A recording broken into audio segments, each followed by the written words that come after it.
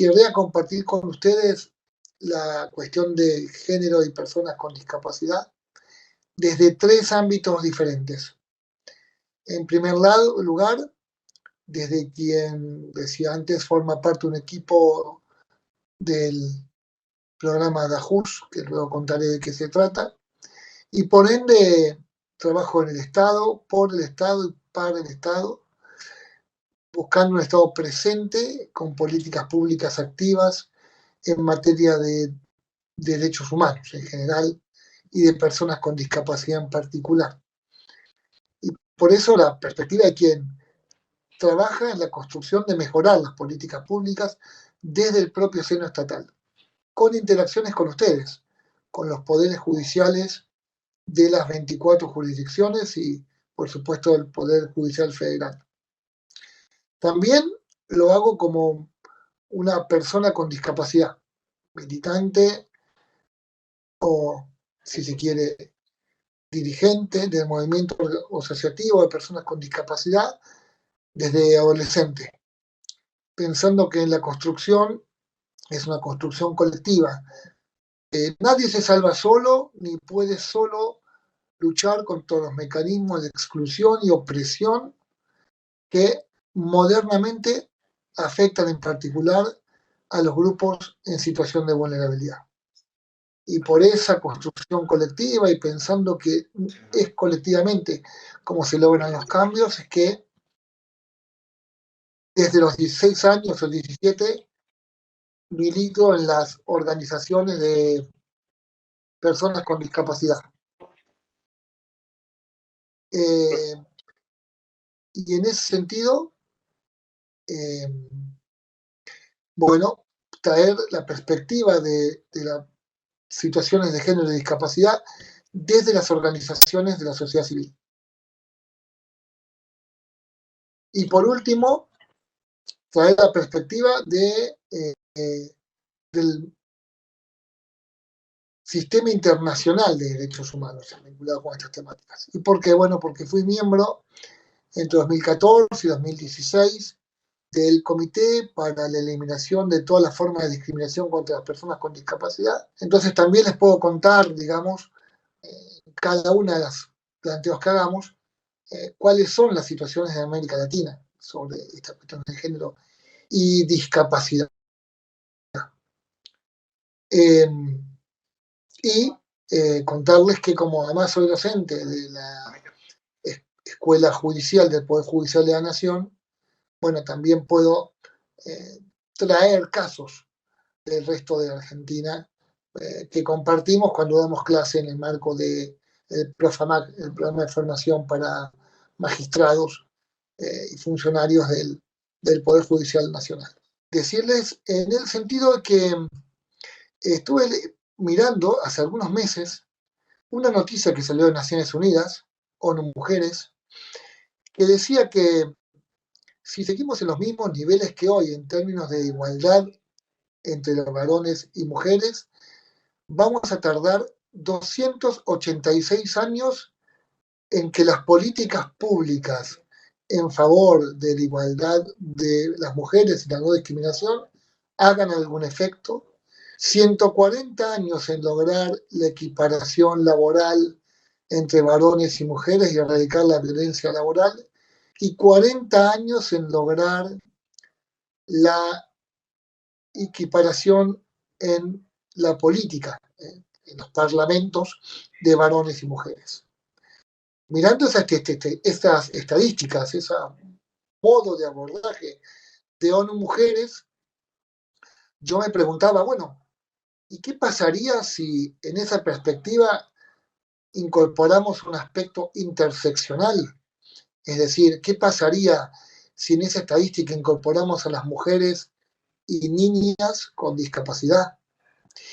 Y lo primero que me pasó al pensar eso es considerar que, en primer término, tenemos una fuerte problemática, y es que en las luchas vinculadas con el género, con el feminismo, la discapacidad en general, hasta hace muy pocos años, no más de 3 o 4, se encontraba ausente. Entonces, la lucha de la igualdad de los géneros e incluso de la diversidad sexual no tiene incorporada la perspectiva de la discapacidad. Y eso es grave porque la lucha fuerte de este colectivo, empoderado, por ejemplo, en Ni Una Menos, no consideró desde el inicio la necesidad de evaluar qué pasaba con las mujeres con discapacidad.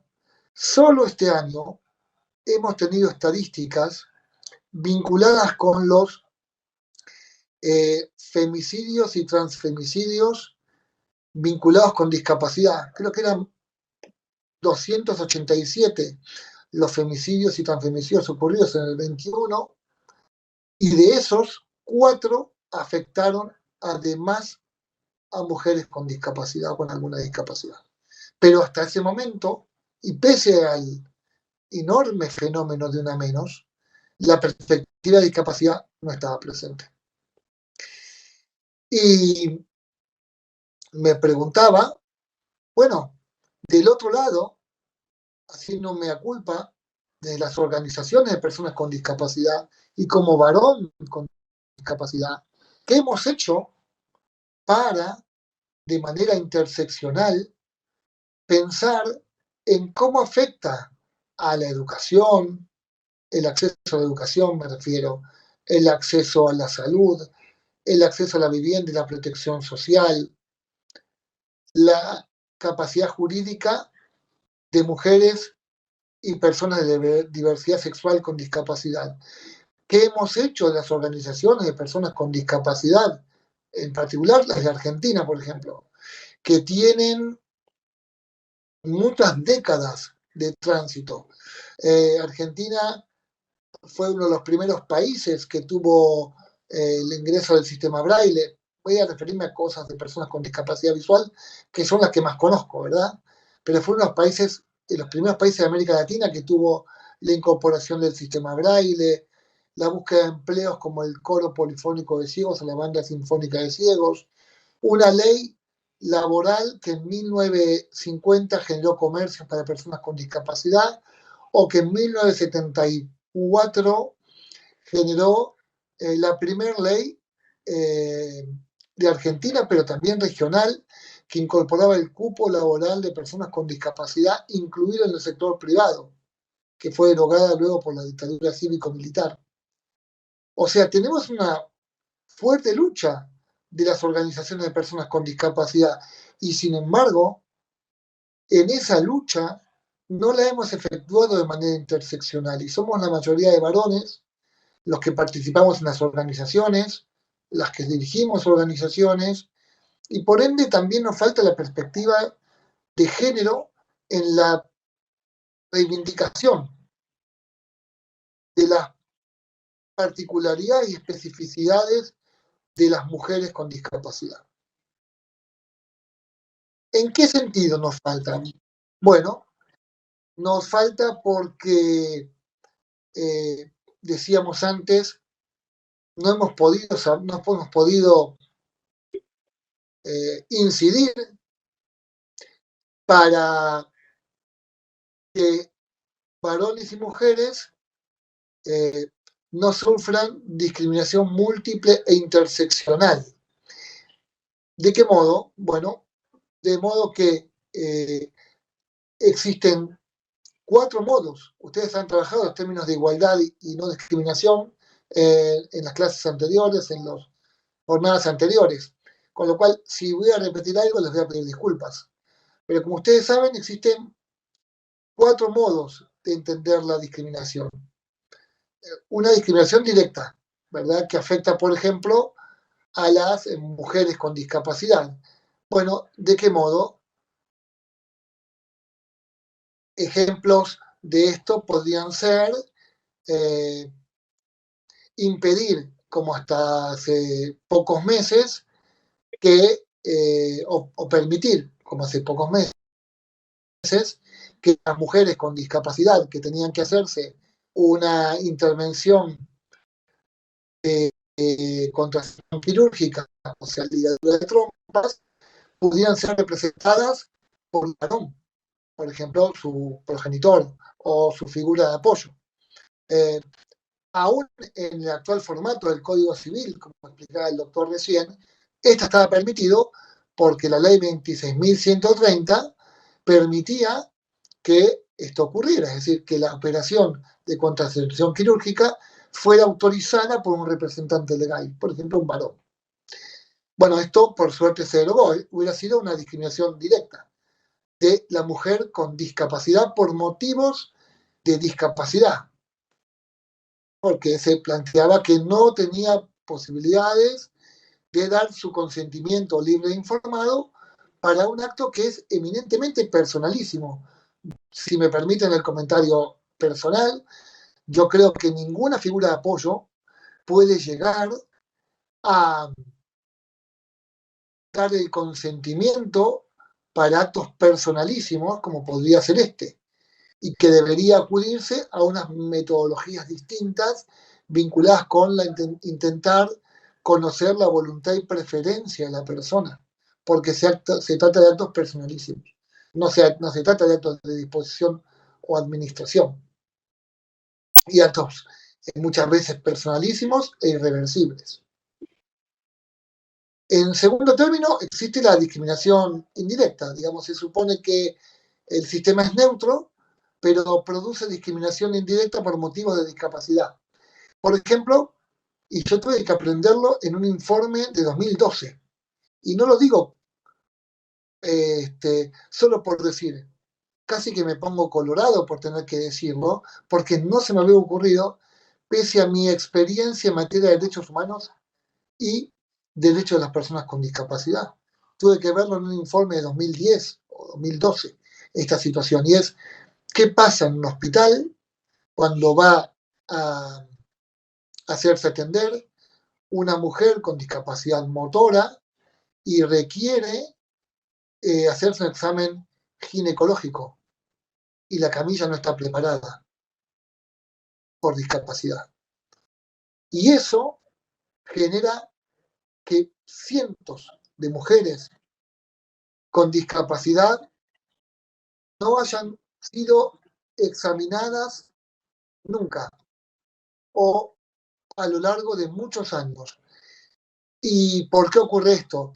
Porque también hay todo un estereotipo vinculado con las personas con discapacidad de dos líneas.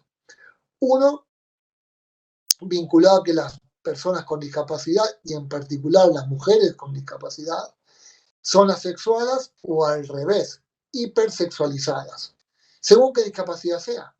Entonces, a las mujeres con discapacidad intelectual o con discapacidad psicosocial, incluso en algunos casos de personas sordas, se piensa que las mujeres son, todas las personas con discapacidad en general, pero estamos hablando de género, las mujeres en particular, son hipersexualizadas. Bueno, es porque su discapacidad hace que, bueno, no puedan controlar su deseo sexual, ¿no?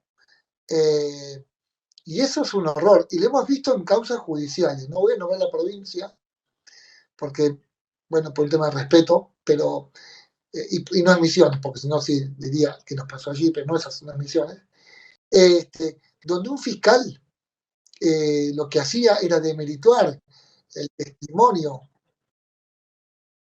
de una persona con discapacidad, alegando que él sabía cómo eran las cosas, que empezaban ciertos escarceos, ciertos tocamientos, y terminaban en situaciones de relaciones sexuales. Y no entendía eso como la potencial producción de un abuso sexual, porque magnificaba y estereotipaba la situación de la sexualidad. Luego tenemos casos de discriminación por asociación, es decir, no se trata de discriminar a la persona con discapacidad, sino que se trata de discriminar a alguien, por ejemplo, una mujer, por la discapacidad de otro. Eso, por ejemplo, lo vemos bastante habitualmente en situaciones laborales, donde las madres de niñas, niños con discapacidad, sobre todo cuando son pequeños, sufren discriminación de sus empleadores porque tienen que acompañarlos y participar activamente de las terapias de sus hijos. Eh, por ejemplo, porque muchas veces ese contacto entre la madre y el niño, niña, es importante para estimularlo, para estimular la comunicación, la interacción, la afectividad, y lo que se haga en los primeros años de vida va a ser central para la construcción de ese ser social. Tengo o no discapacidad, pero es aún más importante si tiene discapacidad, porque los mecanismos de comunicación, en particular de personas sordas, sordociegas, personas ciegas y personas con discapacidad intelectual, puede tener mayores barreras. Y entonces se requieren terapias que generen comunicación alternativa, aumentativa. Y en esas terapias tienen que participar las mamás o los papás. Hola. Bajemos. En este caso me refiero a las mamás, y a veces no pueden elegir el horario, no es que pueden elegir ir más temprano o más tarde, porque bueno, los horarios de las terapias son más acotados y necesitan una adecuación en el horario laboral. Esto no quiere decir ni que no trabajen, ni que trabajen menos, pero como en el Perú, por ejemplo, podría acudirse a los ajustes razonables, es decir, son mecanismos convencionales de la Convención de Discapacidad que permiten ciertas modificaciones que permiten el acceso a derechos para justamente esas modificaciones generan diferencias que no son discriminatorias, porque tienden a la inclusión.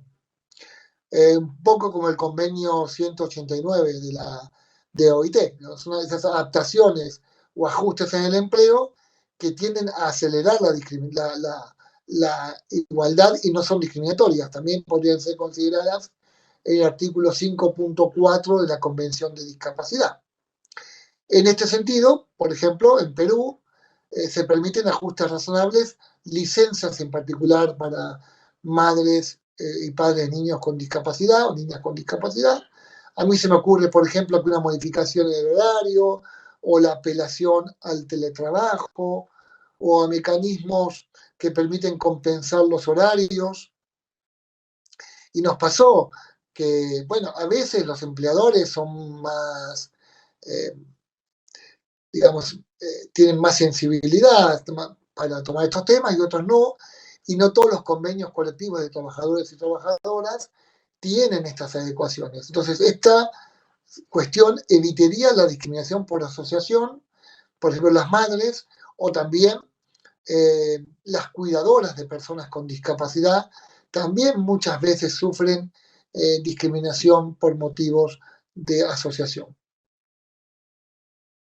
Por último, en términos de discriminación, existe lo que la observación general del Comité de Derechos de las Personas con Discapacidad 3, que habla de niñas y mujeres con discapacidad, llama discriminación sistémica. Esta discriminación sistémica tiene que ver con que, como decíamos antes, las políticas y planes y programas públicos no atienden a la discapacidad. Entonces, provocan desigualdades. Por ejemplo, y pueden abrir los micrófonos.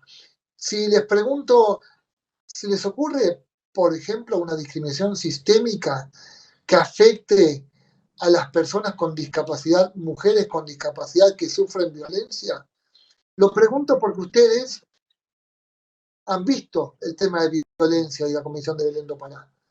En el sistema como están pensadas las políticas públicas en cualquier municipio de la provincia de Misiones.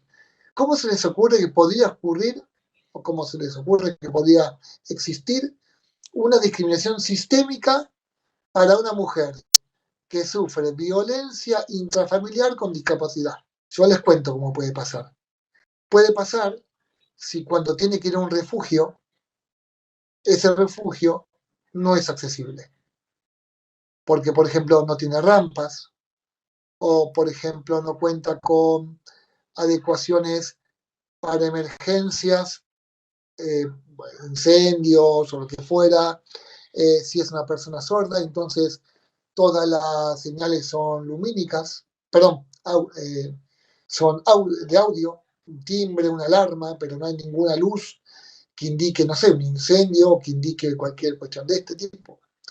O cuando los operadores de esos sistemas de cuidado y atención de mujeres en situación de violencia no son formados y capacitados para interactuar con personas en situación de discapacidad intelectual, psicosocial, antes llamada mental, o personas ciegas. Entonces se enfrentan a una persona en estas circunstancias y no sabrían cómo dirigirse, cómo indicarle eh, situaciones propias del aseo o situaciones propias de la interacción. Entonces, ven cómo una política pública dirigida a la población en general que no atiende a la discapacidad genera una situación sistémica de discriminación por discapacidad. No buscada, seguro que no buscada. La falta de accesibilidad en la vía pública genera discriminación sistémica. Faltan rampas, faltan semáforos accesibles, hay contaminación sonora y muy fuerte, los transportes no son accesibles y entonces la persona tiene que esperar un transporte que pasa cada tanto con una rampa o sin decirlo eh, para adecuarse a una provincia como Misiones, que tiene poblaciones más pequeñas. Eh, Existe transporte público, pero es muy escaso, no es accesible, porque las personas o van caminando o van en bici.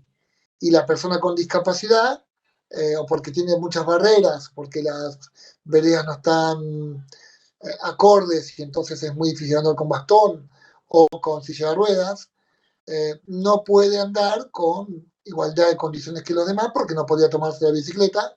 Por ejemplo, ¿cuál podría ser un ajuste razonable? Bueno, un ajuste razonable es que esa persona pueda comprarse una bicicleta tándem con apoyo del municipio para poder ir en bicicleta en igualdad de condiciones que los demás, con, por ejemplo, otro compañero o compañera de trabajo.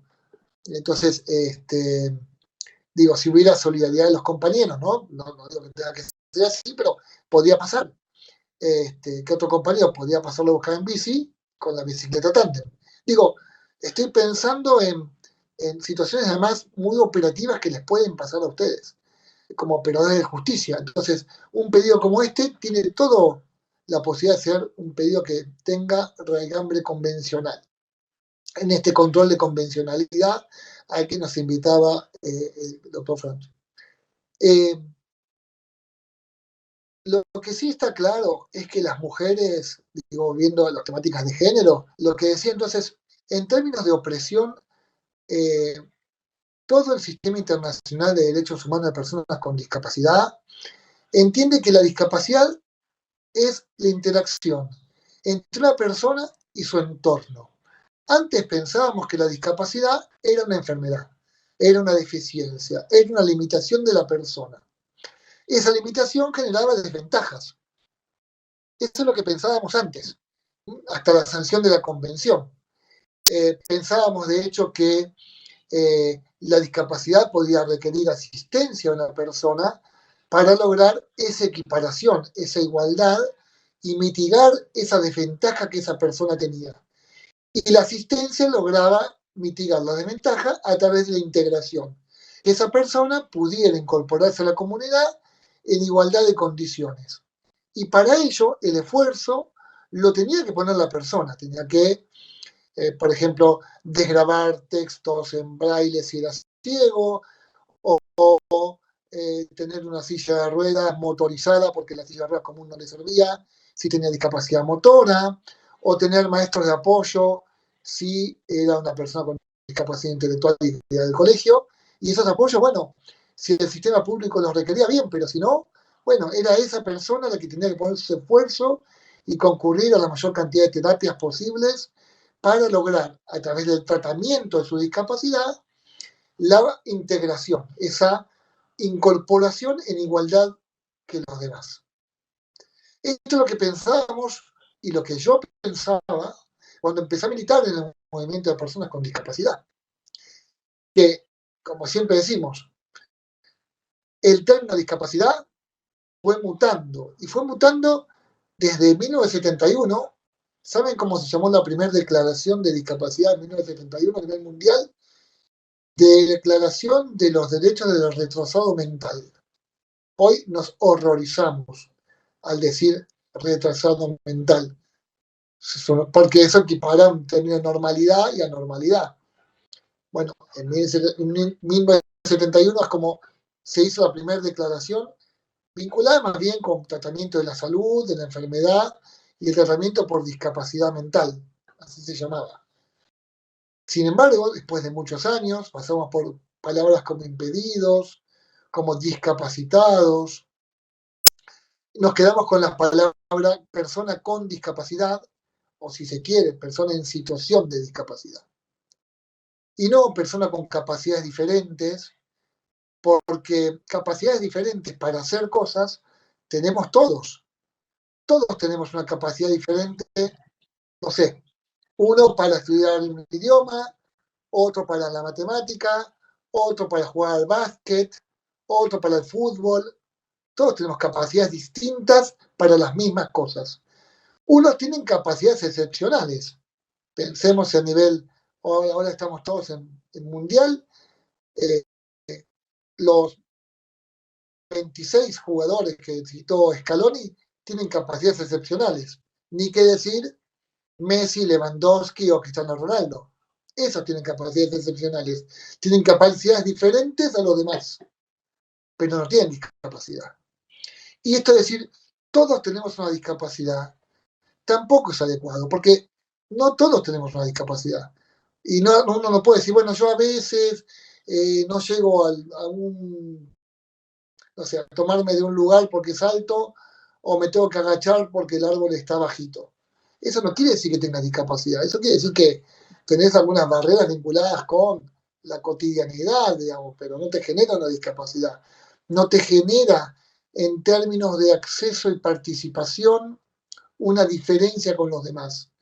Por eso la discapacidad, y me parece muy importante decirlo, en una provincia tan diversa, cultural y geográficamente como Misiones, la discapacidad, ustedes ya lo saben, está conceptualizada como la interacción entre una condición, llamada también deficiencia, y este, y una posición o una situación que es el entorno.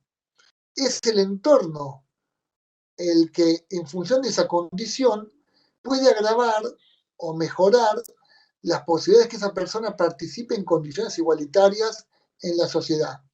Una persona con discapacidad visual, como explicaba recién la doctora, una cosa es que vive en una ciudad donde haya semáforos, donde la contaminación acústica sea más baja, una persona con discapacidad motora tenga rampas, haya carteles eh, más grandes para personas con baja visión, indicaciones para personas con discapacidad intelectual, eh, personas que conozcan lengua de señas para la interacción cotidiana. Esas personas en esa ciudad, en conexión con ese estado que tiene personal que conoce lengua de señas, que fueron capacitados para atención de personas con discapacidad, va a tener menos barreras que si vive en la misma ciudad, pero todo este entorno no se ha pensado de manera inclusiva. Porque lo que el modelo social de discapacidad plantea es que no es la persona la que tiene que hacer el esfuerzo para incluirse en la sociedad, sino que los mecanismos de opresión y exclusión son del sistema, que no se adecua y no fue pensado para personas con discapacidad. Y en particular, ahora bajando al tema de género, ese sistema tampoco fue pensado para las mujeres con discapacidad. Y entonces, ¿qué se produce? Bueno, se produce que por prejuicios y estereotipos negativos en relación a las mujeres con discapacidad, a sus aptitudes, a sus posibilidades, por temores vinculados a que puedan sufrir violencia o abuso, o, o porque se piensa que la mujer está más vinculada a tareas de cuidado, o, en el caso de personas con discapacidad, a ser cuidada, entonces las mujeres tienen menos acceso a la educación que los varones con discapacidad, menos acceso al trabajo. Hay más mujeres en situación de trabajo informal que mujeres sin discapacidad en el trabajo informal en proporción. Hay mecanismos de protección social donde las mujeres con discapacidad están sobre representadas, porque como no se las piensa como personas vinculadas con el empleo, se las piensa como sujetos de pensiones no contributivas por motivo de discapacidad, cosa que no está mal que perciban una pensión no contributiva para mitigar los costos o los mayores costos de discapacidad. Lo que está mal es que a las mujeres con discapacidad se las piense no como trabajadoras, sino como sujetas de asistencia a través de una pensión. La pensión es un derecho, no una asistencia. También las mujeres con discapacidad, después lo vamos a ver, están sobre representadas en los procesos, aquí había jueces de familia, como el doctor Franchi, bueno, en los procesos en los cuales hay situaciones donde se analizan control de legalidad de niños, niñas con o sin discapacidad, porque hay todo un prejuicio fuertemente vinculado a que esa mujer con discapacidad no puede cuidar de su hijo o hija con o sin discapacidad y por ende debe ser motivo de adoptabilidad o proceso de guarda o algún proceso vinculado con salvaguardar el interés superior del niño. Nosotros estamos convencidos que hay que salvaguardar el interés superior del niño, pero eso incluye la posibilidad que la mujer con discapacidad, madre con discapacidad, pueda elegir su derecho a maternar, pueda además de elegir ese derecho, ejercerlo, y a través de mecanismos de apoyo, exactamente, en el fallo 339-705, que están pasando recién. En ese fallo se discutió exactamente esto y la Corte, tomando el dictamen de la Procuración General, entendió que la mujer con discapacidad era sujeto de apoyo para ejercer la maternidad. Pero ¿saben cómo terminó ese caso? ¿Alguien sabe cómo terminó? Bueno, asumo que no. Como terminó es que, como tardó 4 años en el nacimiento del nene, ese niño ya estaba institucionalizado y la revinculación nunca se pudo lograr. Entonces, ven cómo esto ocurre. Además, tenemos casos vinculados con esto. También les quiero contar cómo el sistema judicial, en principio, participa de los procesos, pero de manera no adecuada. ¿No? Esto pasó, es un caso que siempre cuento, así que si alguien participó en otras capacitaciones, lamento que aburrirlo, pero una joven tuvo relaciones casuales con un varón, en una relación casual y de una sola vez, digamos, y nació un niño, quedó embarazada de un niño. La madre, que era su apoyo, curadora en los términos del 141 entonces, no se ofreció a prestarle apoyo para la crianza. También la mamá dijo que ella no pretendía, digamos, criar a su niño, no tenía vocación maternal, pero pero quería, digamos, saber que ese niño iba a estar mejor, y si ese niño iba a estar mejor con su otra mamá, ella lo aceptaba. En ese contexto, lo que se hizo fue una una presentación judicial donde antes del nacimiento del hijo, digamos, esta mujer con discapacidad de 20 y tantos años manifestó su consentimiento para que ese niño pueda ser adoptado. Una vez que el nene nació, apenas nació, se lo quitaron. O sea, ella nunca lo pudo ver. Cuando se despertó en la cesárea, ya no lo tenía.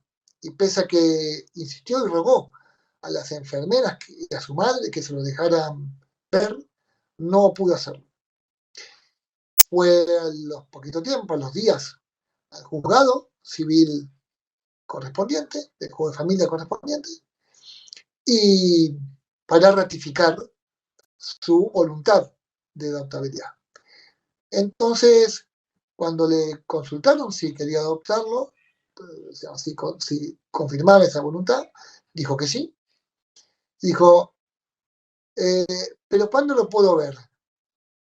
Y le contestaron, en el futuro. Ya lo vas a ver. Después. Palabras para una persona con discapacidad intelectual muy vagas, muy abstractas. ¿Cuándo es en el futuro? ¿Cuándo es después? Había que ser más concreto. Lo vas a ver, si él quiere, cuando tenga 18 años. Para que ella entienda cuánto iba a tardar en verlo y que estaba sometida a la condición de esa posibilidad. Me corrigen los jueces de familia si estoy diciendo burradas, por favor.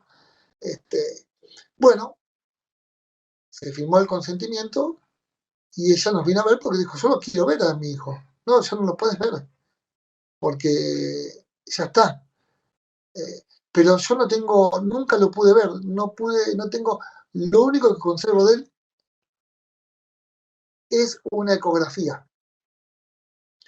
Y ahí lo que nosotros planteamos es, todo el sistema funcionó. Estuvo la justicia, estuvo el apoyo, el asesor de menores incapaces, no sé la figura que tienen ustedes en Misiones, estuvo el juzgado, pero ¿qué pasó? No se la escuchó. A esta joven no se la escuchó. Nadie prestó atención a cuándo lo quería ver. Nadie prestó atención a que nunca lo había visto. Y desde ya, que pueden instrumentarse mecanismos hoy convencionales que permitirían que lo pueda ver sin que eso implique un menoscabo, digamos, de la posibilidad de que ese niño ni de la familia adoptante. ¿Qué podría pasar? Por ejemplo, como adecuaciones de procedimiento que nos exige el artículo 13 de la Convención de Discapacidad. Bueno, por ejemplo, podría ser, en atención a lo que está planteando, a ver qué piensan ustedes, que le muestren una foto de ese niño. Una foto. Para que ella pueda construir la identidad. Porque ¿qué nos explicaban los psicólogos del equipo y psicólogas? Nos explicaban que lo que no pudo hacer esa mamá es construir la identidad de su hijo, muy parecido a lo que ocurre, lamentablemente lo digo, con la desaparición forzada de personas, donde uno no tiene la imagen del cuerpo que no está. Es parecido, digamos, la situación. Y esto vemos que el sistema judicial estuvo, pero no estuvo de manera acorde. Y produjo una discriminación por motivo de discapacidad. Una desigualdad entre esa madre y otra madre sin discapacidad. También vemos en situaciones de familia, por ejemplo, otro caso vinculado con estos procesos de control de legalidad, ¿no? Resulta que una familia compuesta por tres niños oyentes y 2 sordos, con abuelos oyentes, fue a denunciar a la comisaría porque alguien le había dicho que tenía que hacer eso, que la abuela materna no quería, digamos, no quería generar un proceso de comunicación entre la nieta mayor y los papás. La nieta se había ido a la casa de la abuela por unos días para ir al médico, y cuando ellos la fueron a buscar, la abuela no quería dárselas. La niña era pequeña, digamos, no la querían someter a la situación de forzarla a venir para acá, etc. Entonces fueron a denunciar a la comisaría esta circunstancia. Cuando van a la comisaría, hay quien se pone a hablar con los niños, y cuando habla con los niños, no solo que se fueron de esa comisaría sin lograr la denuncia, porque no había intérprete, sino que además se generó un proceso por el cual llamaron al servicio local de niños, niñas y adolescentes, y esos papás sordos le sacaron a los niños oyentes, sin el debido proceso, de un momento para otro, estableciendo una medida de abrigo sin indicar a dónde iban a parar esos niños y por qué. ¿Qué alegó el servicio local? Que esos niños estaban desnutridos, que no iban al colegio y que además padecían situaciones de mendicidad a cargo de sus padres. ¿Había ido a la escuela a preguntar? No. ¿Hicieron un control médico de la desnutrición de los niños? Tampoco. Pero ¿qué pasaba? Los niños contaban que a veces iban con los papás, ellos tenían la pensión no contributiva, los dos papás. Como saben ustedes, la pensión no contributiva hoy son, déjenme pensar, más o menos 31.000, 32.000 pesos. Con dos pensiones no contributivas son 64.000. Apenas llega al nivel de indigencia, ¿verdad? Más o menos, al nivel de indigencia. Entonces ellos lo que hacían era ir a la calle y vender cosas, vender elementos. No sé si lapiceras o curitas, no sé qué vendían. E iban con los hijos, porque no querían dejarlos solos en la casa, eran pequeños. Pero además ellos ¿qué veían? No sé si en Posadas pasa, en Misiones pasa, pero seguramente sí, que mucha gente está en la calle, en la vía pública, acá en Buenos Aires, en la provincia de Buenos Aires, con niños, pidiendo. Ellos desconocían las normas, y en particular desconocían la norma jurídica y también la norma social, vinculada a que uno no tiene que poner a los niños en situación de explotación infantil. Entonces, se les adjudicó una conducta que ellos ni social ni jurídicamente conocían que estaba prohibida. Y que por el contrario, acudiendo al sentido de la vista, ¿verdad? Al revés, que es el sentido que ellos conocen y es más globalizador, y es casi el único modo que tienen de acceso a la información, ejercían una conducta que veían que se desarrollaba en otros, pero a que esos otros, ningún Estado, en términos de supuesta protección del interés superior del niño, le sacaba a los niños o las niñas.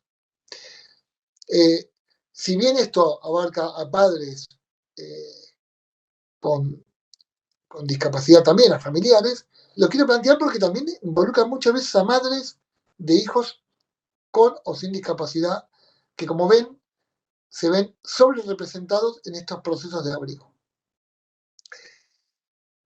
Por supuesto, la posibilidad de formar una familia, de elegir cuántos hijos se quieren tener, la esterilización forzada de las mujeres con discapacidad, les contaba antes lo de la contracepción quirúrgica, pero en muchos países la esterilización forzada es un mecanismo de política pública. En Colombia, recién en 2019, me parece que fue, 2018, hubo un fallo donde la Corte declaró inconstitucional esta medida, habiendo otro de 2 años antes que se declarara constitucional, la medida de políticas de esterilización forzada. Esterilización forzada que no logra disminuir los abusos.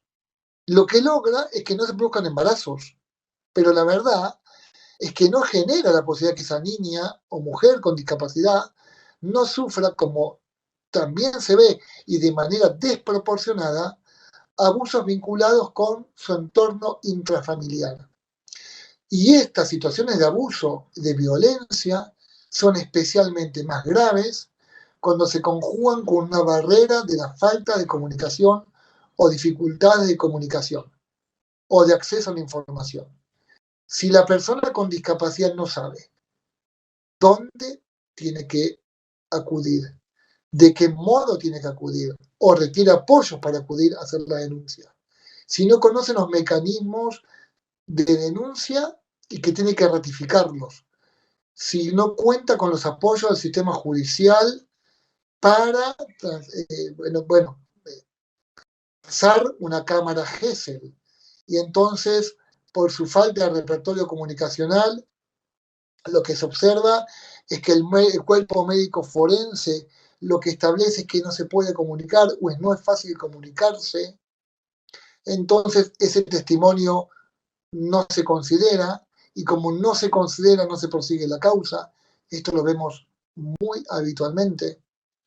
O porque se desmerece el testimonio y entonces se piensa que la persona fabula, que la persona está inventando, que está proyectando las declaraciones de terceros, etcétera, o porque simplemente su voz no es igual a la de los demás y entonces esa mujer cuando declara no se le entiende. No se le entiende un relato de hechos vinculados con modo, tiempo, lugar y autor.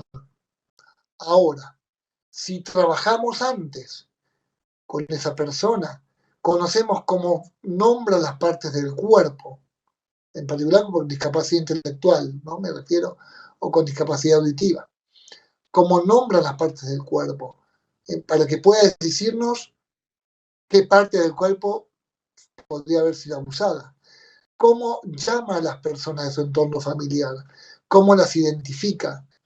Tuvimos un caso donde la persona identificaba al autor del hecho, que era un conductor de remis, que la llevaba a la escuela, por un apodo. Y no se entendía cuál era el apodo. Bueno, hubo que trabajar con distintas personas a ver cómo llamaba cada uno y identificar cómo llamaba también a ese autor. Porque, ¿qué pasaba? Cuando veía ese auto, se ponía a llorar. Se decía, no, no. Entonces, identificando ese auto, al propietario de ese auto, a ese autor con otras personas, se pudo saber quién era. Porque obviamente, ¿qué quería la defensa? Quería establecer que no podía identificar al autor o que a todos los autores los llamaba, a todas las personas varones de su entorno las llamaba igual, para intentar sembrar la duda razonable. Y bueno, sí, es su trabajo. Pero el nuestro como programa y el de ustedes como operador de justicia es llegar a la verdad. Y entonces se pudo identificar cómo llamaba el autor. No pudo decir en qué momento ocurrieron los hechos, en términos de día. No pudo. No sabía qué día era. Ahora, ¿qué pudo saberse? Que en las planillas de ida y vuelta del colegio estaban adulteradas. Los horarios de salida estaban bien, pero los horarios de la casa, de llegar a la casa, estaban adulterados, o sea, se habían cambiado y no coincidían con los horarios reales. Se pudo saber que en los días lluviosos esta chica, haciendo el mismo recorrido que el colegio, había designado una casa y se había puesto a llorar cuando veía esa casa. Y se pudo saber que esa casa era un motel donde la conducían y donde la abusaba sexualmente. Ahora, todo eso implicó un trabajo muy arduo en la fiscalía, muy arduo, que primero implicó la necesidad de valorar ese informe como cierto, esos dichos de la persona como ciertos, y mirar la cámara Gesell y determinar con muñecos, con figuras, con gestos, la sexualización que ella ejercía con los muñecos, marcando cómo había sido abusada, porque había habido síntomas y signos de abuso sexual. También casos de mujeres que, por ejemplo, recuerdo, fue asesinada por un grupo, de una pareja, digamos, ¿no? Una pareja y otro cómplice. El que fue citado a declarar fue su hijo, con discapacidad auditiva también como su madre. Y él contó que había sido producto de un... lo habían quemado porque él lo había visto.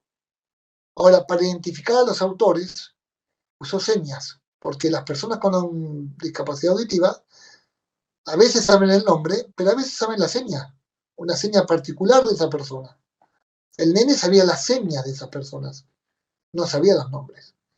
Y el fiscal que dijo que no se había podido identificar los autores. En realidad se podría identificar los autores, pero requeriría hacer una investigación de a qué personas pertenecen esas señas, convocando, por ejemplo, a las asociaciones de sordos de esa localidad. Sí, ¿qué tal? ¿Me escucha, doctor? Perfectamente, doctor. Quería hacer una consulta en tren de esto de las dimensiones y de la construcción social respecto de la capacidad, ¿no? O el tratamiento de la discapacidad. ¿Cómo ve usted el tema de los apoyos extrajudiciales? Porque los apoyos judiciales uno más o menos lo tiene manejado a medida que vamos trabajando los expedientes de restricción de la capacidad, etcétera. Pero se nos ha planteado por ahí, en algún caso, y seguramente a los colegas también, la capacidad de imponer por ahí apoyos extrajudiciales en algún tipo de actividad. ¿Usted cómo lo ve en esto de acompañar a la capacidad?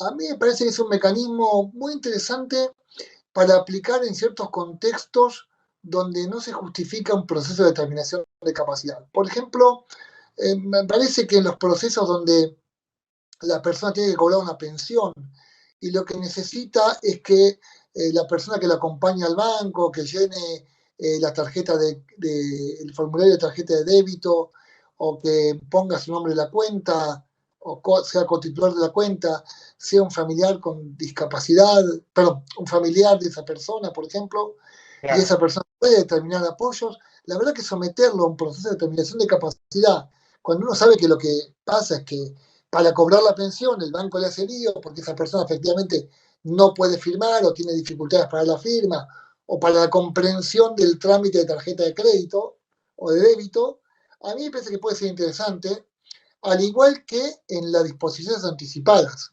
Me parece que el mecanismo de disposiciones anticipadas, que también lo toma el comité en la observación general número 1 de 2014, es un mecanismo interesante sin que esto implique trasladar a los notarios o escribanos facultades judiciales, para que una persona que esté en situación de su plena capacidad, pero quizás en un proceso donde pueda llegar a requerir apoyo para el ejercicio de su capacidad jurídica, bueno, ya pueda redefinir quiénes son esos apoyos, con qué alcances, para qué cosas, con qué salvaguardias, porque lo importante me parece que lo importante de los apoyos extrajudiciales, y lo estoy pensando, con lo cual le agradezco la pregunta, son mecanismos de salvaguardia, va a establecer el Estado para que esos apoyos extrajudiciales no se transformen en discrecionalmente tan fuertes que impliquen un menoscabo de la capacidad jurídica y sobre todo de la atención de las preferencias y la voluntad de la persona, cuando ya requiere esos apoyos, ¿verdad? Entonces, ¿qué límites le vamos a poner a esos apoyos extrajudiciales para que en algunos contextos o requieran la confirmación de un segundo apoyo o requieran la confirmación judicial, Algún digamos, contralor, dice usted. algún contralor, alguna salvaguardia, un tiempo determinado, que esa persona pueda cambiar ese apoyo por otro, de manera que a lo largo de los años ese apoyo no empiece a tomar decisiones por la persona sin consentimiento de la persona, ¿verdad? Correcto. Pero a mí me parece que a ustedes les serviría como Poder Judicial para descomprimir la sin duda cantidad de procesos de determinación que tienen, en particular si lo hacemos de manera interseccional, que afectan a personas con discapacidad en situación de pobreza o situación de vulnerabilidad socioeconómica. Claro, sí, se ve una refracción muchas veces de los organismos de previsión social en cuanto a entender esto de la discapacidad y la adecuación de la propia sociedad a todo esto, ¿no? Entonces vienen las personas a pedirnos cuestiones que realmente rayan con lo inconvencional cuando nos piden una guarda definitiva o cuando nos piden que quieren la curatela, todavía siguen con esos términos. Sí, sí, en buen término, sí.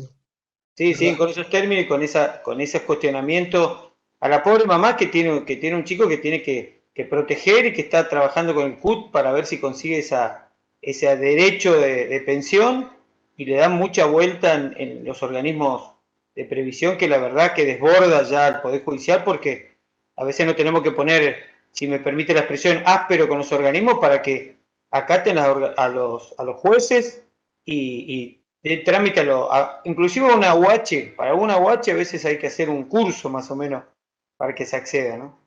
Y ni que decirle, mire qué interesante lo que me plantea, estaba pensando recién,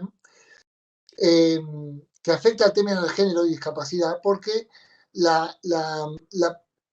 a veces los padres perciben los mecanismos de asignación familiar por hijo con discapacidad, que muchas veces se hace o para complementar los recursos de esa persona, si por ejemplo tiene una pensión no contributiva, o para permitir un facilitamiento, una facilitación del acceso a la pensión derivada cuando esos causalientes, los progenitores no estén. Pero esa plata que la persona percibe que cobran por ella, muchas veces los progenitores la cobran y no le dan un centavo, y tiene que pelear por ese dinero porque todavía ANSES, por ejemplo, no tiene una política pública que permita que ese fondo a una persona mayor lo pueda cobrar en una cuenta aparte. Nada más que eso, ¿eh? No es una modificación legislativa, es meramente administrativa, que lo cobran en una cuenta aparte para mejorar los mecanismos de vida independiente. Artículo 19 de la Convención. Y sin embargo, eso hay que pelearlo un montón. Una pequeña acción positiva, ¿no? Exactamente. También me parece interesante lo que planteó de los apoyos para, para la guarda para los niños con discapacidad o los niños sin discapacidad de padres con discapacidad. Se podrían pensar mecanismos alternativos a los apoyos eh, eh, para, esos, para esos padres, que podrían ser apoyos para esos niños. Yo había visto un fallo de Junín bastante viejo, que lo que generaba es que como la madre tenía dificultades vinculadas con la escolarización del niño, lo que hacía era generar apoyos para el niño y para la madre, y ese niño los días de semana iba a la casa de unos vecinos que de lunes a jueves se aseguraban que ese niño se levantara temprano, estuviera higienizado y listo para ir al colegio temprano. Los demás días, feriados y días de semana, y las tardes, después del colegio, las pasaba con su mamá. Ahora, para eso no hay que generar un proceso de adopción simple. La verdad que es como mucho. Es decir, busquemos mecanismos creativos en términos de las convenciones de discapacidad y derecho del niño para generar que se salvaguarden los intereses del niño, pero también la necesidad de que ese niño se vincule con su madre, ¿no? Porque si no, sobre pretexto de proteger al niño, lo estamos también desprotegiendo y sacándole un vínculo que es muy importante para él. La resolución 6, no, la resolución 30, dije 6 porque es del 6 de diciembre de 2021, le establece al ANSES un mecanismo claro que no puede pedir restricciones a la capacidad para pensiones derivadas. También esto afecta a mujeres, también a los varones, pero con perspectiva de género debería decir que también se permiten las pensiones derivadas para personas divorciadas, y yo creo que debería permitirse para personas casadas. Porque, ¿qué pasa si una mujer se casa con un varón?